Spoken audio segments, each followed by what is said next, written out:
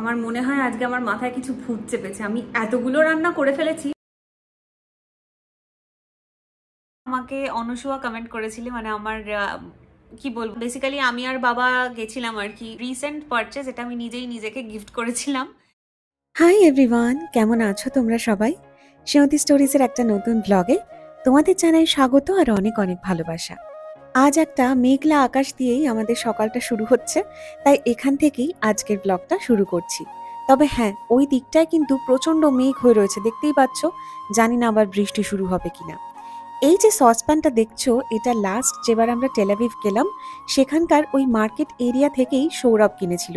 ওর হঠাৎ করে মনে হয়েছিল যে আমরা এর আগে যে সসপ্যানটা ব্যবহার করতাম সেটা অনেক পুরনো হয়ে গেছে এবং ওটা বদলানো দরকার। আর ওই এক সসপ্যানে জল গরম করতে করতে ও বোধহয় খানিকটা বোর হয়ে গেছিল, তার জন্য এটা কিনেছিল। তবে হ্যাঁ, এটাতে কিন্তু খুব ফাস্ট জলটা গরম হয়ে যাচ্ছে। নিয়ম মাফিক প্রতিদিন যেরমভাবে চলি, সকালবেলাটায় একটু ব্ল্যাক কফি নিয়ে নিলাম। তবে হ্যাঁ, আমি একটু চিনি দিই, কারণ ওই রকম শুধু শুধু কফিটা খাওয়া আমার পক্ষে খুব মুশকিল। আর তার পাশে ওই পাতা উল্টে খবরের কাগজ পড়াটা তো একেবারে স্বপ্ন হয়েই থাকে এখানে, সেই জন্য মোবাইল ফোনই ভরসা। এরপরে আজকে আমরা ডিসাইড করলাম যে ছাতুর শরবত খাওয়া যাক, কারণ ওই লাস্ট যেবার এখানকার যে লোকাল দোকান থেকে আমরা ছাতু কিনে এনেছিলাম, মানে যেখানে আর কি সমস্ত দেশীয় জিনিস পাওয়া যায়, তো সেখান থেকে ছাতু কিনে এনেছিলাম। আর ভাবছিলাম যে সেই যে ছোটবেলায় সাঁতার কেটে ফিরে আসার পরে মা এরম ছাতুর শরবত বানিয়ে দিত, সেটাই আজকে করলে কেমন হয়। তো তারপরে ভাবলাম যে একটা জিনিসের অভাব, সেটা হচ্ছে ওই বিট নুন। কিন্তু তা বাদে এমনি নুন দিয়েও কিন্তু খারাপ লাগছে না। হ্যাঁ, সৌরভ অবশ্য বলেছিল আমাকে একটুখানি চিনি দিয়ে দিস, কারণ আমার ওই নুন চিনি মিশ্রিত যে ছাতুর শরবতটা ওইটা খেতে ভালো লাগে। কিন্তু আমি শুধুমাত্র নুন আর লেবু দিয়েই খেয়েছিলাম। আর এক ছুট্টে ফিরে গেছিলাম সেই ছোটবেলার সময়টাতে, যখন ওই সাঁতার কেটে প্রচণ্ড খিদে নিয়ে আসতাম আর মা দেখতাম বানিয়ে রাখতো ছাতুর শরবতটা আমাকে দেওয়ার জন্য। যাই হোক, সেটা খাওয়ার পরে আজকে যেহেতু মাছ রান্না করব, সেই জন্য মাছটা বার করে জলের মধ্যে ভিজিয়ে দিলাম।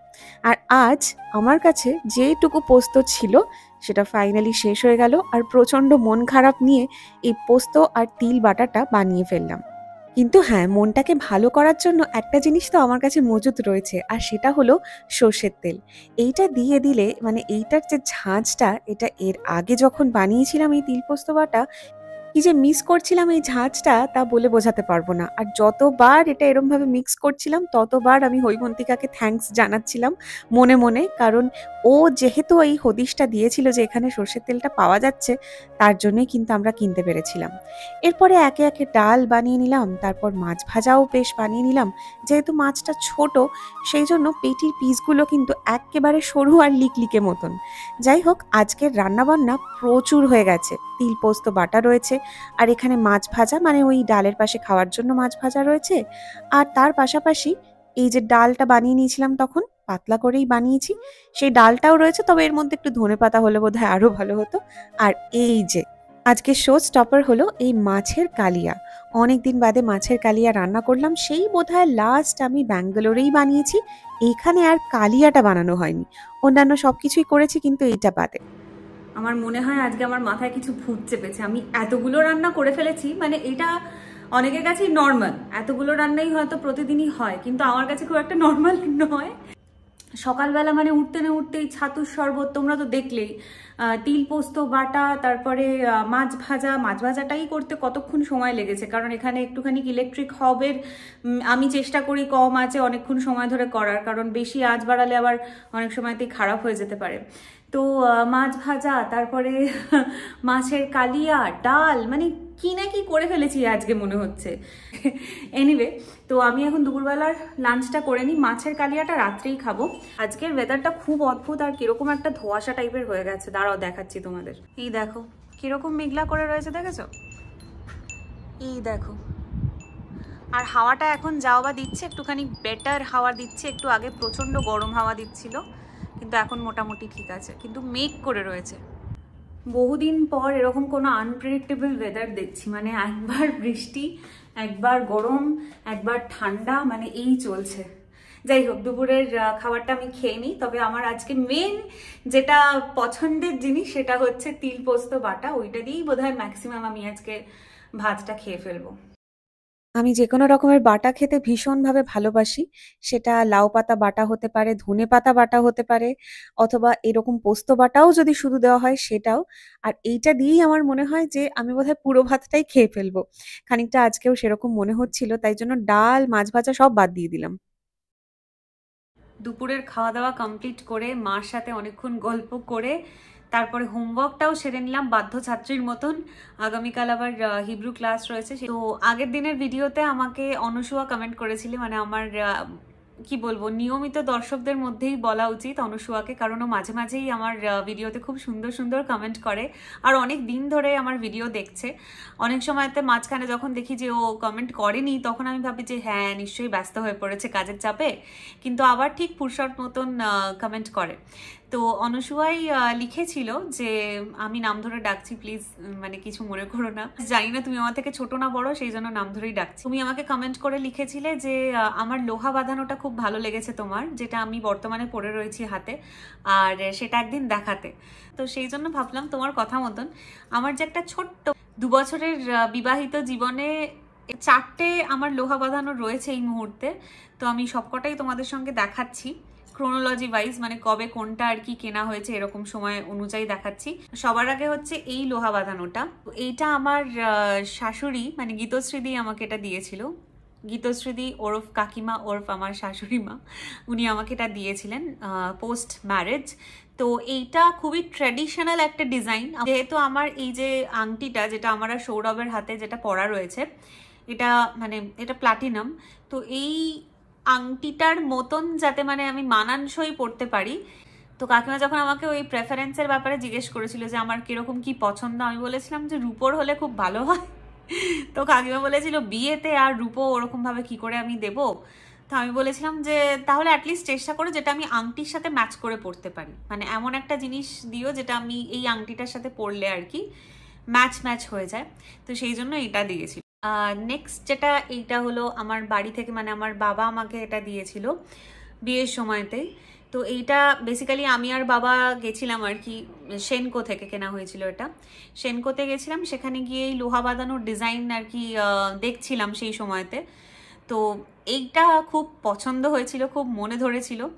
এটা ছাড়াও অন্য আরেকটা মানে আরেক ধরনের দেখেছিলাম, কিন্তু মানে দোকান থেকেও আর কি এটাই সাজেস্ট করছিল, প্লাস বাবাও বলেছিল এটা কেমন লাগছে, ভালো লাগছে কিনা, তাহলে নাও। তো তখন আমার এটা খুব পছন্দ হওয়াতে, ডিজাইনটা অত্যন্ত মানে মিনিমাল একটা ডিজাইন, দেখো খুবই সুন্দর একটা ডিজাইন করা রয়েছে, জাস্ট একটা ফুল আর কিচ্ছু না। এইটাও আর এইটাও দুটোই যেটা সোনার আর কি, সেটা আমি ওই সোনালি কিছু মানে ধরো পরেছি, মানে শাড়ির মধ্যে গোল্ডেন বর্ডার রয়েছে অথবা গোল্ডেন কাজ করা রয়েছে, তো সেই সময়তেই সাধারণত এই দুটো আমি পেয়ার আপ করে থাকি।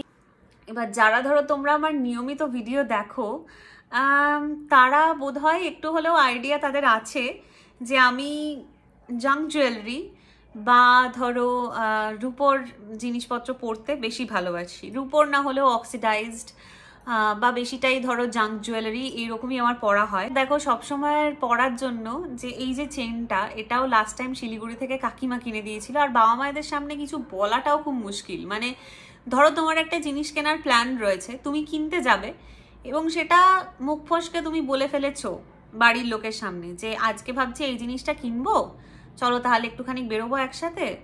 তারপরে তুমি যখন দোকানে যাবে, না না না আমার তো কিছু দেওয়ারই ছিল, সেটা আমি না হয় দিয়ে দিচ্ছি, এই জিনিসটা হবেই। মানে প্রত্যেকেরই বাবা মায়ের সাথে এই জিনিসটা হয়ে থাকে, আমার সাথেও হয়েছে। তো শিলিগুড়ি থেকে এটা কাকিমা আমাকে কিনে দিয়েছিল। কলকাতা থেকে যেমন যে শাড়িগুলো এনেছি সব কটা মা স্পন্সর করে দিয়েছে। মানে এটা আমার মনে হয় মায়েদের একটু বেশি থাকে এই ব্যাপারটা। মানে কোনো একটা দোকানে গেলে তুমি ধরো হাতে ধরে কিছু পছন্দ করছো, দেখছো ভালো লাগছে, পাশে যদি মা থাকে ব্যাস এটা আমি আজকে দিয়ে দেবো। মানে এইটা আরো বেশি, এই যে দূরে দূরে থেকে এতদিন বাদে দেশে গেছি সেটার জন্যই বোধহয় আরো বেশি করে ওদের এই ব্যাপারটা চলে এসছে যে এটা আমি কিনে দেবো, এটা আমি স্পন্সর করব। তো সেই জন্য রূপোর একটা লোহা বাঁধানো আমার প্রথম আর কি ইচ্ছে হয়েছিল, সেটাও যখন আমি ব্যাঙ্গালোর থেকে কলকাতায় গেছিলাম সেই সময়তে ওইটি আমাকে মা কিনে দিয়েছিল। এবং সেটা হচ্ছে এইটা, এটা আমি অনেক সময়তেই পরে থাকি। এটা আমার অন্যতম প্রিয় একটা লোহা বাঁধানো, যেটা ভীষণই সুন্দর একটা মানে বিনুনির মতন স্ট্রাকচার রয়েছে। আর লাস্ট যেটা অনুসুয়া দেখতে চেয়েছিলে মূলত সেটা হচ্ছে এটা আমার রিসেন্ট পারচেজ, এটা আমি নিজেই নিজেকে গিফট করেছিলাম যখন কলকাতায় গেছিলাম। তো ওখানকার তোমার গড়িয়াহাট না গোলপার্ক, গড়িয়াহাটেরই একটা খুব সরু মানে কি বলবো এক্সট্রিমলি সরু একটা রূপোর দোকান আছে গড়িয়াহাটের ফুটপাতের ওপরে। আগে পরে কি দোকান রয়েছে আমার না এক্স্যাক্টলি মনে নেই, মানে ওইটা আমরাও খুব এরাটিক্যালি দেখতে দেখতে গেছিলাম। তারপরে অনেক কটা দেখার পরে এটা পছন্দ হয়ে গেছিল এবং এটা তারপরে নিলাম, আর নিয়ে প্রচন্ড আর কি ভালো লেগেছে। দুটো পাতা দেওয়া আছে এবং এটা যেই দেখেছে তারই কিন্তু খুব পার্সোনালি ভালো লেগেছে। আমি দেখেছি কাকিমারও খুব ভালো লেগেছিল, বলছিল ডিজাইনটা ভীষণ সুন্দর। তখন আমি বললাম যে হ্যাঁ ডিজাইনটা সত্যিই খুব ভালো, আর আমার এরকমই সিম্পল জিনিস খুব ভালো লাগে, জাস্ট মানে এরকম পাতা বা একটা ফুল, এই জিনিসগুলো আমার খুব মানে অ্যাট্রাক্ট করে আমাকে। তো এটা যেহেতু প্রচণ্ড প্রচণ্ড পছন্দ হয়েছিল সেই জন্য এটা নিয়ে নিয়েছিলাম। এটা তখন এত ভালো লেগেছিল, মাকে আমি বললাম যে তুমি একটা নাও, আমি দিচ্ছি, নিয়ে নাও তুমি এখন। কিন্তু সে কিছুতেই না না না না আমার এখন লাগবে না, আমি এখন নেবো না, আমার অনেক রয়েছে এই লোহা বাঁধানো, আমি নেবো না করে নিল না। তারপরে আমি যখন চলে এসেছি এখানে আসার পরে আমাকে বলছে আমার না ওইটা খুব ভালো লেগেছে, তুমি যেরকম লাস্ট একটা কিনলে ওইটা আমার বেশ ভালো লেগেছে, ভাবছি আমিও একটা গিয়ে নেবো। তা আমি বললাম তখন তোমাকে অতবার করে রিকোয়েস্ট করলাম, তুমি তখন কেন নিলে না? না তখন আসলে অতটা বুঝিনি, পরে মনে হলো যে হ্যাঁ খুব সুন্দর দেখতে, গিয়ে তারপরে মাও এই সেম জিনিস কিনেছে। সৌরভ এলে, সরি একটুখানি ডিসরাপশন হলো, জাস্ট সৌরভ ঢুকেছে, মানে আমি নিচ থেকে আর কি দরজা খোলার আওয়াজ পাচ্ছিলাম আর ভাবছিলাম যে কে আসছে জিজ্ঞেস করছি, ওই জন্য সৌরভ এলে ওই জন্য কাট করতে হলো। তো ব্যাপারটা ওইটাই যে এই ডিজাইনটা পার্টিকুলারলি মানে যেটা পরে আছি আর কি, এটা সবার খুব পছন্দ, কিন্তু আমার মনে হয় যে এরকম সোনার লোহা বাঁধানো কিন্তু খুবই ট্র্যাডিশনাল একটা ডিজাইন। আমার যে বন্ধু আর কি কলকাতার যে একজন বান্ধবী, আমার বেস্ট ফ্রেন্ড সৃজিতা, ও বিয়েতে যেরকম পরেছিল লোহা বাঁধানোটা সেটা কিন্তু ওই সোনা দিয়ে এরকম করা ছিল, মানে মাঝখানে এরকম সিকোয়েন্সে আর কি সোনাটা রয়েছে আর মুখটায় একটা কাজ করা রয়েছে, আর বডিটা ছিল বটল গ্রিনের। মানে এটা অনেকের কাছেই হয়তো খুব কমন একটা ডিজাইন, কিন্তু ইটস ভেরি ট্র্যাডিশনাল। দোকানটার নাম সরি আমি আমার আমার সত্যি দোকানটার নাম আমি ভুলে গেছি, এবারেও ভুলে গেছি কি নামের, কারণ আমি দোকানটা স্পট করে আমরা ঢুকে গেছিলাম। মোট কথা গড়িয়াহাটের থেকেই কেনা, গড়িয়াহাটের যেখানে ওই অটো স্ট্যান্ডটা রয়েছে, অটো স্ট্যান্ডটা মানে যেটা তোমার গোল পার্কের দিকের যে যাওয়ার রাস্তাটা, ওই ফুটপাথ বরাবর, ওই ফুটপাথের মধ্যেই একটি ছোট্ট দোকানে এই রূপোর গয়না, শুধুমাত্র সবই রূপোর গয়না পাওয়া যায় ওখানে, অন্য কোনো হ্যাঁ অক্সিডাইজড হয়তো কিছু জিনিস আছে, বাকি সব রূপোর। তো ওখান থেকেই পার্টিকুলারলি এই লোহা বাঁধানোটা কেনা হয়েছিল। একটু মেঘলা মেঘলা ব্যাপার, কিন্তু তাহলেও ঠিক আছে, ভালো।